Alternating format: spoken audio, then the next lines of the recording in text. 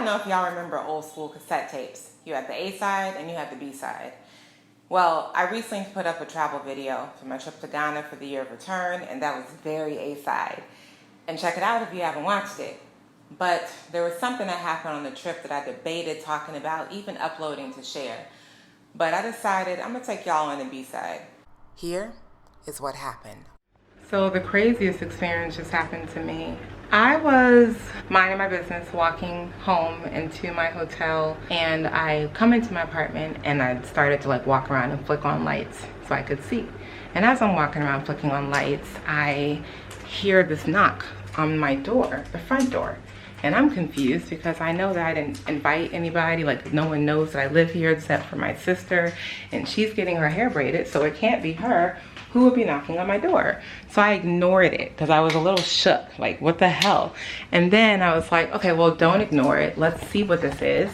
So I said, hello. I didn't open the door. I was like, you don't have to open the door, and there's no peephole. So I was like, hello. And this guy is like, hello, I just come to see you. And I was like, who are you? And he's like, it's me. I just want to see you. Can I see you, please? Can I see you, please? And he just kept saying, can I see you, please? And the way that the door is, there is a a vent. And so through that vent, people can talk. And I'm hearing this man say, can I see you, please? And he's like, remember, I met you earlier today. I am the one who chased you down for the key. And what he's referring to is when we're leaving the hotel, we had to leave our key because we only have one key. So if we split up, one of us got to come back, we got to get the key. The challenge is, of course, that there's a level of vulnerability that I feel already because I have to leave my key at the front desk. So now I'm coming home, and when I got off the elevator into the floor, nobody was in the hallway. There was no one there. And this little boy is at my door, knocking, asking, can I see you, please? Can I see you, please? So now I'm like, okay, he sounds like a little boy who's whimpering, like he came to beg for pussy, just please, can I please see it? Please, please, please.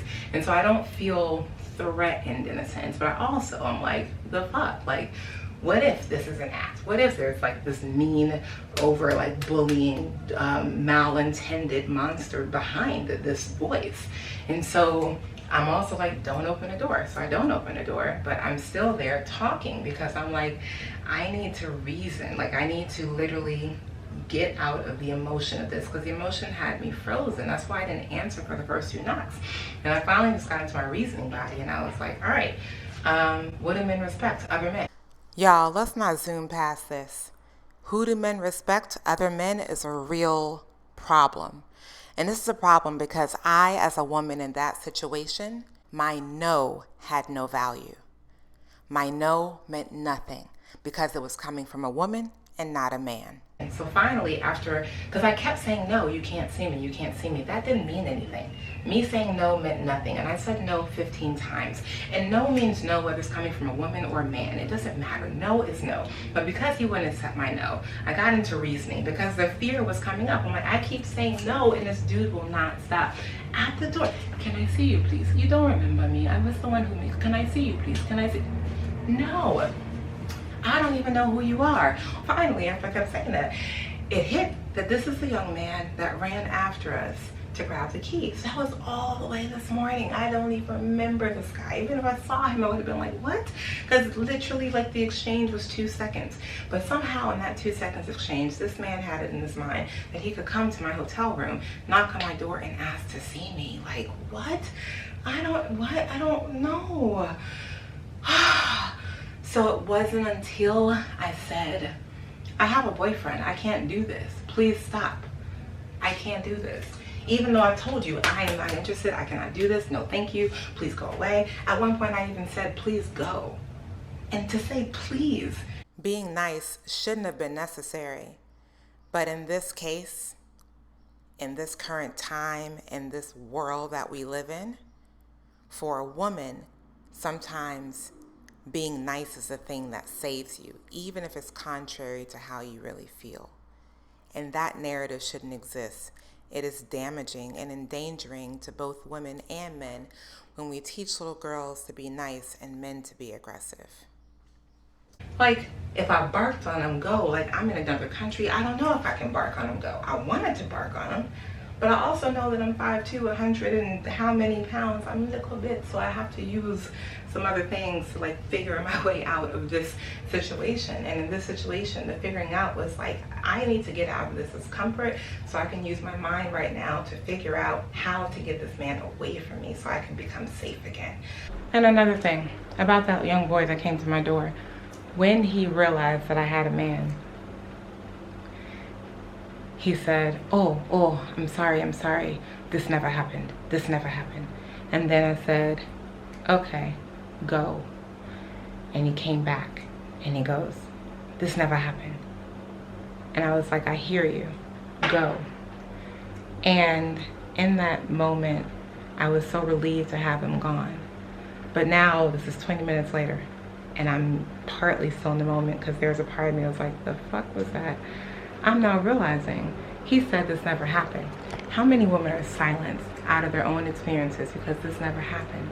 Bitch, it did happen. You were here on the outside of my door doing all of that, while I was on the inside having to sit there and navigate my way through your foolishness because you thought it was a good idea to come knock on my door and ask to see me. What? And then tell me that it never happened? So what the fuck was that? So women are being silenced out of traumatizing things that have really happened. Men, you have to do better. And women, we have to do better. If it happened, it happened. We must speak. We must say something. Because maybe he'll do it to another woman. It never happened. Men, you all have to do better. You really do. You're creating experiences that are creating an imbalance between us. You have to do better and consider beyond your own needs and your own wants and your own desires. If you see a woman and you want her, take the time to learn her.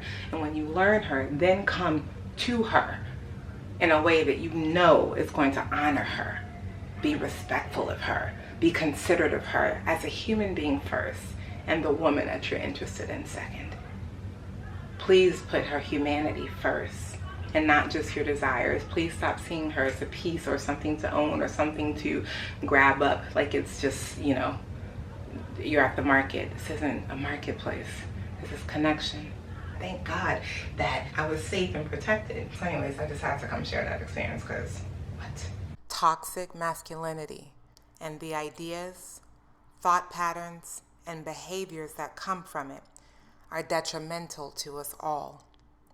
Particularly in the case of women, it often leaves her without agency to defend herself, and therefore, she is in constant reliance and need of a man in order to feel safe and or be safe. That shouldn't be the case. Women should be able to live with the freedom of safety, and a man should respect a woman's desire to be left alone without needing to be told that there is another man who has demanded the same, i.e., she has a boyfriend, she has a husband, which is oftentimes used as a lie to simply make men go away.